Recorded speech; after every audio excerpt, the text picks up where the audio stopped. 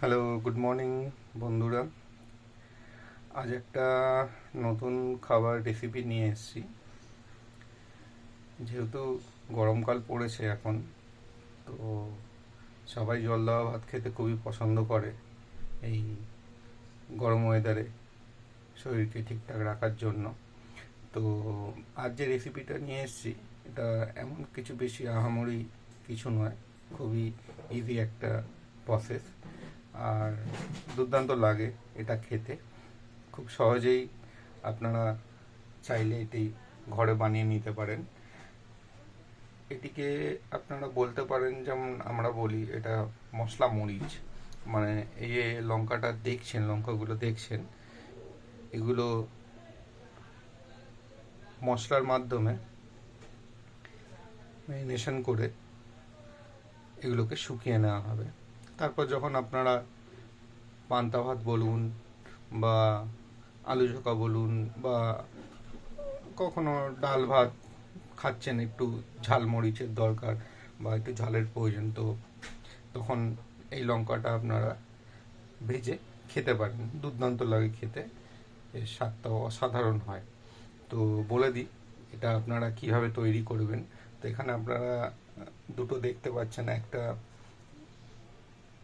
দইয়ের জলে ভেজানো আছে, শুধু দই নয়, এর মধ্যে আরও কিছু বেশ মশলা আছে।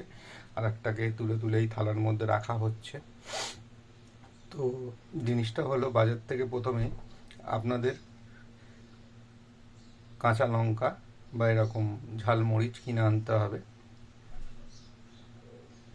সবার প্রথমে সেগুলোকে ভালো করে জল দিয়ে ধুয়ে, জল ঝাড়িয়ে নিয়ে, আপনার বাড়িতে যদি কাঁটা চামচ থাকে, কাঁটা চামচ থাকলে বেশি ভালো হয়, সেই কাঁটা চামচ দিয়ে এই লঙ্কাগুলোর গায়ে এরকম ফুটো ফুটো করে দিতে হবে। দেখুন আমি করে নিয়েছি, সেটা দেখা যাচ্ছে এখানে। তো সব কটা লঙ্কাতে এরকম আপনাদের ফুটো ফুটো করে নিতে হবে, যেরকম আমি করে নিয়েছি। করে নিয়ে আপনারা একটা পাত্রে কিছুটা পরিমাণ, মানে পরিমাণ মতো দই নেবেন, টক দই। টক দই, পরিমাণ মতো নুন, আর একটু বিট নুন মেশাবেন এর মধ্যে। বিট নুন মেশালে তার এর স্বাদটা আরও অন্যরকম হয়, বেশ ভালো লাগে। আর গোটা জিরে, গোটা ধনে, আর একটু গোলমরিচ, আর একটা শুকনো লঙ্কা, একটু তাওয়ার মধ্যে, গরম তাওয়ার মধ্যে নেড়ে চেড়ে সেটাকে ভেজে একটা মশলা তৈরি করে দেবেন, এবং সেই মশলাটি এই ঘোলের মধ্যে দিয়ে দেবেন। বেসিক্যালি এই দইটা যে দিলাম, এই দইটার মাধ্যমে একটি ঘোল তৈরি করতে হবে এই মশলাগুলো দিয়ে। তো করে নেওয়ার পরে বেশি করবেন না, মোটামুটি করবেন, যাতে এরকমভাবে করবেন যে লঙ্কাগুলো যেন সেই ঘোলটার মধ্যে ভালো মতো চুবে থাকে বা ডুবে থাকে। তো ঘোলটা রেডি হয়ে যাওয়ার পর আপনার ওই যে লঙ্কাগুলো, যেগুলো আপনি কাঁটা চামচের মাধ্যমে ফুটো ফুটো করেছেন, সেই লঙ্কাগুলো সেই ঘোলের মধ্যে চুবিয়ে রেখে দিতে হবে মোটামুটি 12 ঘন্টা। 12 ঘন্টা হলে খুব ভালো হয়। তো এটা আমার এই নিয়ে এটা 2 দিন হচ্ছে, আগের দিনও করেছিলাম। তো দেখতে পাচ্ছেন মশলা কীরকম ভিতরে সুন্দরভাবে গেছে এগুলো। তো কালকে এগুলো রোদে শুকিয়েছিলাম। তো রোদে শুকিয়ে আবার রাত্রিবেলা ঘোলটা রেডি করে আবার সেই শুকিয়ে যাওয়া লঙ্কাগুলো আবার ওর মধ্যে দিয়েছিলাম। তো এরকমভাবে বেশ 2-3 দিন করলে, আমি যেরকম 2-3 দিনই করব, এর বেশি নয়, 2-3 দিন করে আপনারা এই লঙ্কাগুলোকে রোদে দিয়ে ভালো করে শুকিয়ে নেবেন। যখন একদম শুকিয়ে যাবে, তখন কিন্তু এটা পুরোপুরিভাবে রেডি হয়ে যাবে। আর এটা যখন ভালো করে শুকিয়ে যাবে, তো বা ভালো মতো যখন এটা মশলা অবজার্ভ করে নেবে, পুরো জিনিসটাকে এরকম লাগবে দেখতে, এরকম সাদা হয়ে যাবে। সব কটার মধ্যে মশলা গেছে, ঠিক আছে, কোনোটায় কম কোনোটায় বেশি, ওটা পরে অ্যাডজাস্ট হয়ে যাবে, অসুবিধা নেই। তো এগুলোকে ভালো করে শুকিয়ে নিতে হবে রোদের মধ্যে, একদম শুকিয়ে নিতে হবে, কটকটে লঙ্কা, শুকনো লঙ্কার মতো করে। তারপর আপনারা যখন পান্তা ভাত বলুন বা গরম আলু সিদ্ধ ভাত বলুন বা ডাল ভাত খাচ্ছেন কিছু, বা একটু ঝালমুড়ি খাচ্ছেন, একটু ঝালের দরকার বা মশলার জাতীয় জিনিসের দরকার, এটা কিন্তু প্রচণ্ড টেস্টফুল জিনিস।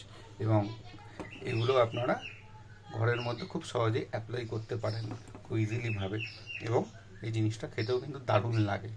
আর আশা করি এটা বেশি ভালো লাগে পান্তা ভাতের সাথে, জল দেওয়া ভাতের সাথে। কারণ কি অনেকে জল দেওয়া ভাত পছন্দ করে না, বা অনেকে খুব বেশি ভালোবাসে, এবং অনেকে নানান রকম জিনিস নিয়ে খেতেও বসে যখন জল দেওয়া ভাত খায়। তো আশা করি এইটা থাকলে আর অন্য কিছুর প্রয়োজন হবে না। এই যে আমি লঙ্কাগুলোকে দিয়েছি, এটা সারা রাত ভিজে ছিল, তো এটাকে এখন আমি ছাদের মধ্যে শুকাতে দেবো রোদে। এখন বেশ বাইরে ভালোই রোদ আছে, কালকেও দিয়েছিলাম, অনেকটাই শুকিয়েছে, তো আজকেও দেব। আর এই যে দইয়ের ঘোলটা, এটা আমি তুলে ফ্রিজে রেখে দেবো। এটা আবার যদি